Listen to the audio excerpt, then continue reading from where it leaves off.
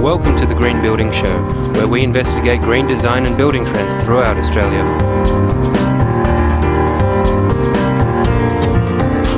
Hi, this week we continue our investigation into the carbon neutral home. I sit down with Matthew Parnell, a sustainability consultant, to find out where the carbon is in a home and what can be done to reduce it. And later, I'll catch up with Francis Burke, a Fremantle-based developer who's built a home so sustainable that it's been accredited as carbon positive.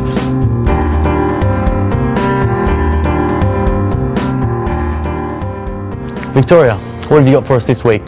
Carlos, okay, this is a bit odd, but what I want to talk about this week is something that's in our house every day we look at, and I as a mother sometimes use 5 times a day. It is the dustpan and brush, which I personally find to be one of the most ugly items around, right? And I use it a lot. So it got me thinking, can the dustpan and brush ever be art? Okay, so I looked around a bit.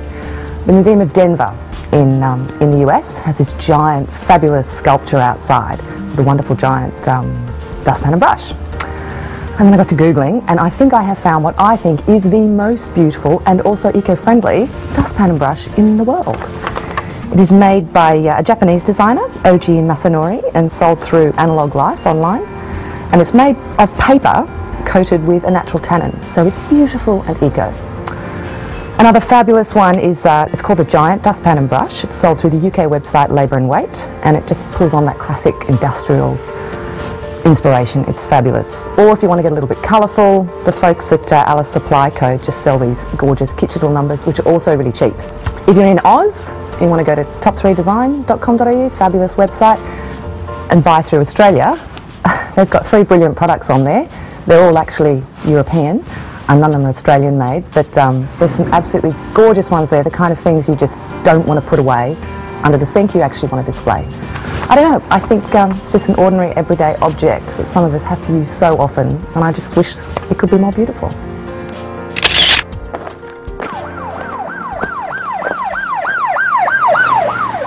Amanda, what ideas have you stolen this week?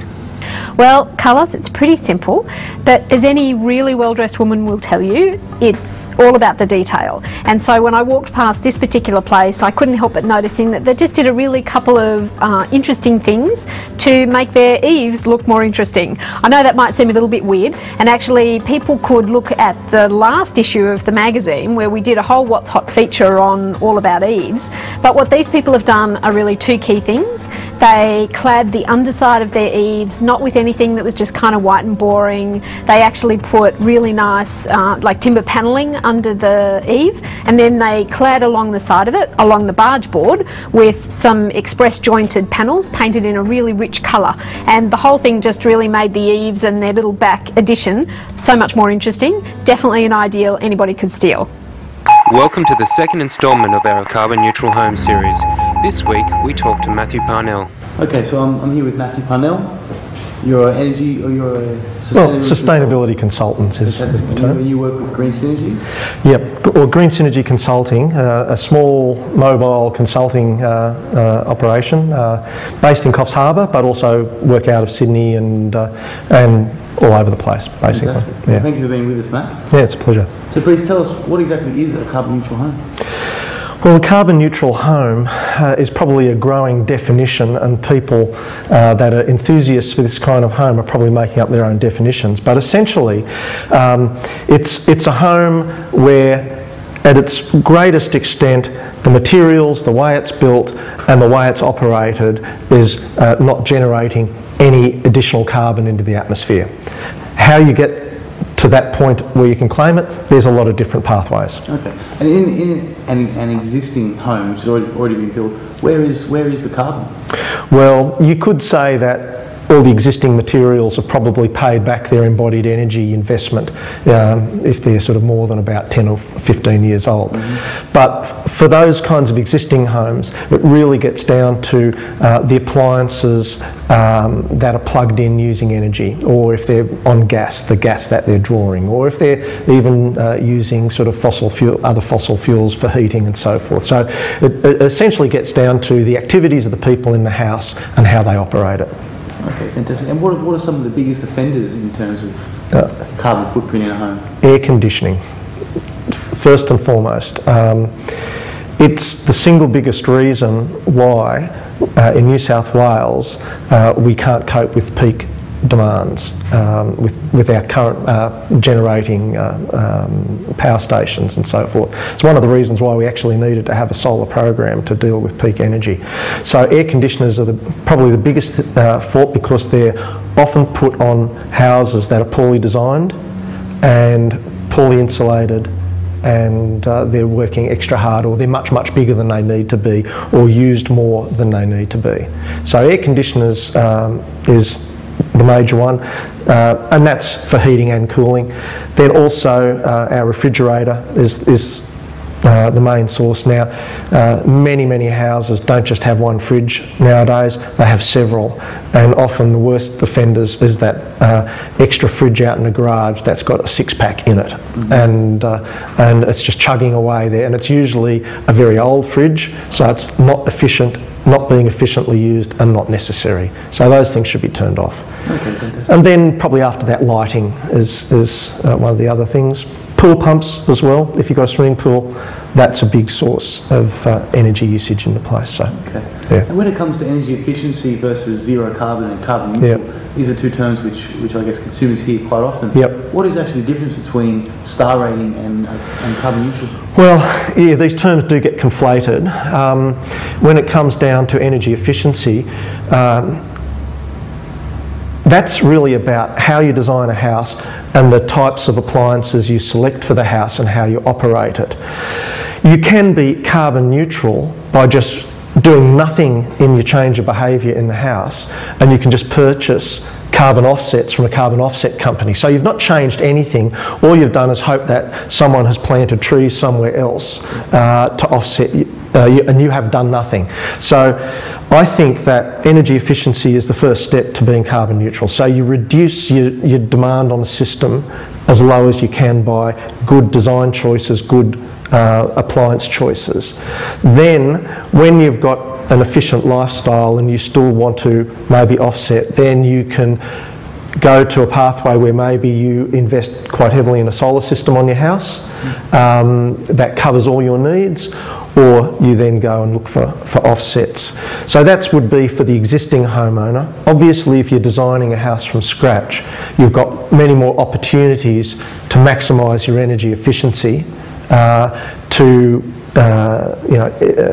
integrate solar systems and other renewable energy systems to reduce your carbon footprint without having to go to offsets or anything like that. And so I guess, in your opinion, for a sustainable-minded homeowner, or perhaps even perhaps in the design stage, is carbon neutral a realistic goal for them, or should they be aiming for energy efficiency ratings first and then perhaps moving on to carbon neutral? Definitely energy efficiency ratings, because some of the houses that are being put forward as carbon neutral, they're making big investments in quite sophisticated technologies and in solar. So for example, typically people are putting at the moment on their houses a 1.5 to 2 kilowatt solar system.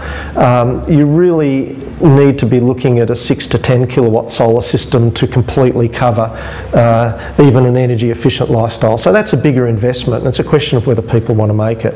And it's the same thing when it comes to the star ratings, because you asked me about that and I didn't sort of properly answer that. The star ratings are they get confused as well. Star ratings are a measure of the amount of energy a house requires to keep it comfortable summer and winter. Right, so there's an assumption that a certain house with a certain star rating will need a certain amount of energy input from artificial heating or cooling. So the closer you get to 10 stars, the less is the requirement. And there's a few people making claims now about 10-star houses, and in some climates that is quite possible. Other climates, very, very difficult to achieve. So the nature of thermal design of buildings, certainly in, for example, in the mild climates, roaming Coffs Harbour, for example, and up into Queensland, we actually get given a very, very small energy allowance because of the climate. And we can have a hard time getting much beyond about 7 stars to 8 stars, you know, under any arrangement of materials, because you get to a point you can't add any more insulation. It doesn't affect the numbers at all. The homeowners, they can't assess accurately what the embodied carbon of the home is. But what can they do during the construction stage to ensure their carbon footprint of their home is as low as possible? Do you know what I think is the simplest thing? And most homeowners, people building new houses, do not want to hear anyone tell them this. Their houses are too big. Pure and simply, I think if we want to actually reduce the embodied carbon impact of our building materials, instead of worrying about whether a stick of timber versus a bit of concrete's got these different embodied energies, I'd say think about whether you need a 350 square metre house or a 400 square metre house, and maybe think about getting below 200 square metres, and don't worry too much then about the embodied energy, because you've halved the amount of materials that you've used. You know, this is where we can get a bit carried away with, you know, carbon neutral, and I've seen, you know, 9-star houses, but they're 400 square metres, and my currently unrenovated 1950s era 100 square metre house in Coffs Harbour would probably be, if I rated it, it'd be less than a star. But I would use way less energy than a new 9-star house that's 400 square metres or something like that. So this is where it can get a bit ridiculous. So I think if people are really serious about it, I'm really not happy seeing people promoting greenhouses and carbon neutral houses that are really, really big.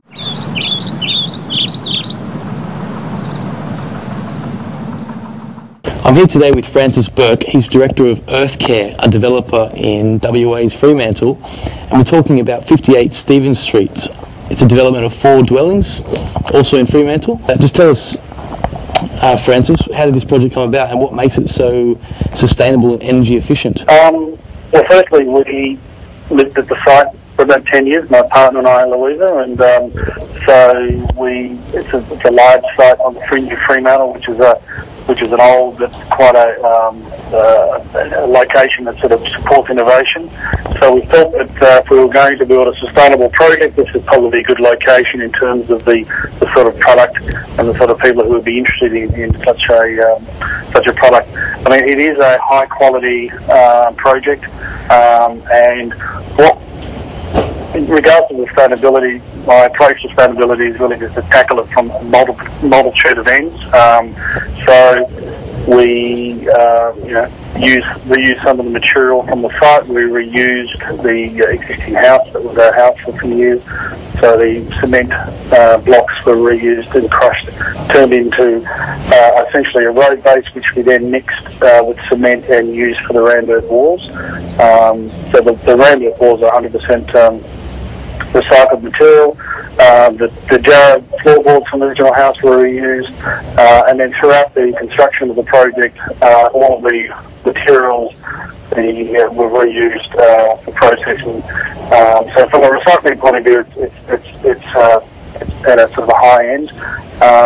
In terms of all the houses are north facing, so we did things like thicken the concrete which picks up the winter sun, so that we get the sort of increased thermal effect. All the windows are E-rated, so they have a better ability to retain the heat and coolness.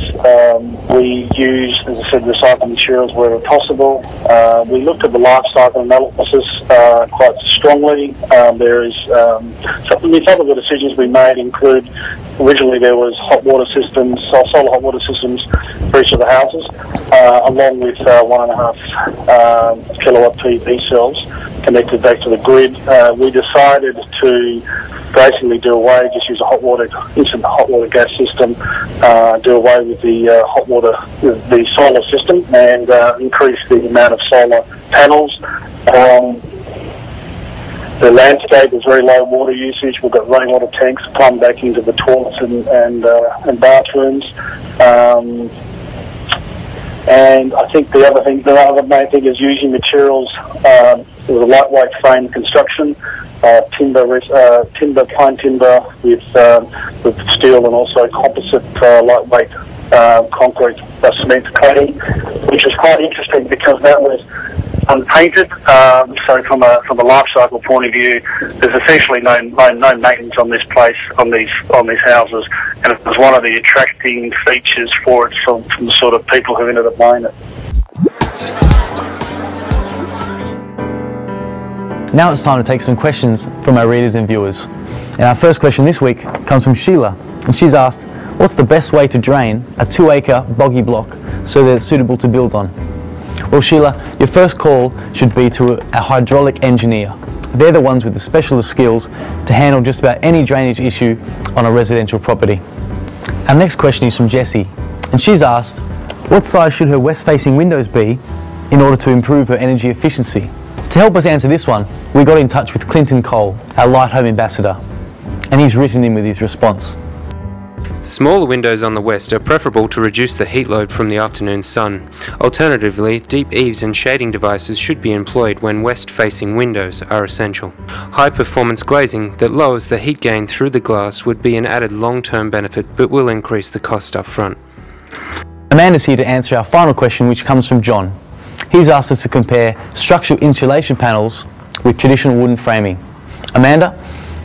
When you think of building a house normally, yes, you're right, you have the frame and then you've got to put the outside wall on and then you've got to put insulation in and then you've got to line the inside wall and then you've got to go and paint the whole thing. Well, really a SIP is like an all-in-one wall, and so it's a layer of foam and it's sandwiched between 2 layers of board, so it's like a whole wall gets dropped into place.